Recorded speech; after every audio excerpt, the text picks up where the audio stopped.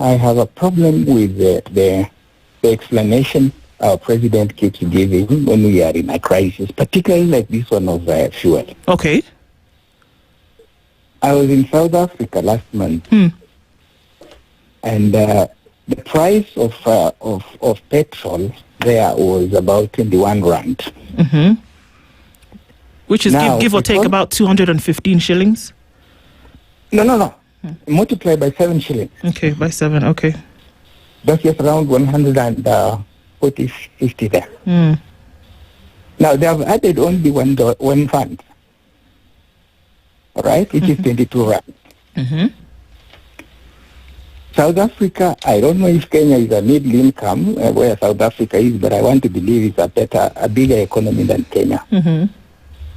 Now, when the president comes in and starts giving us narratives and conjecture and things like, oh, we are in a second middle income, so that is why we have to cost this. I mean, economies are developed by the capacity to produce, not by people calling them names. Mm-hmm. You know? Mm-hmm. Look at Ethiopia. Ethiopia is even cheaper than what fuel is going for in South Africa. Now, we were told the G2G was marketed as a 6-month credit line. Right.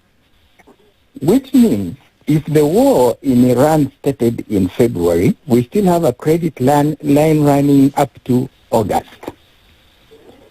What has necessitated this particular increment when we are still enjoying the stocks that we were supplied and expected to pay after 6 months, after selling? Actually, you are told after we sell, there will be less pressure on the dollar. So we will be given this line of credit so that we continue to ease the pressure on the dollar. Okay. So, you know, the way the government and particularly our president messages his conversations is taking us for almost fools or dummies, because he looks at us like people who don't think, who don't remember what he said yesterday, and who don't even care what he tells us. So based on that, Semo, yes. What will you vote for come 2027? I want to say this. The choice of whom to vote for is the only problem. But what to vote for as an agenda, I already know it. And what is that? Not again. Because the way our current government came into power is completely misplaced from public service. It came in to find a vehicle to actualize their childhood egos and ambitions.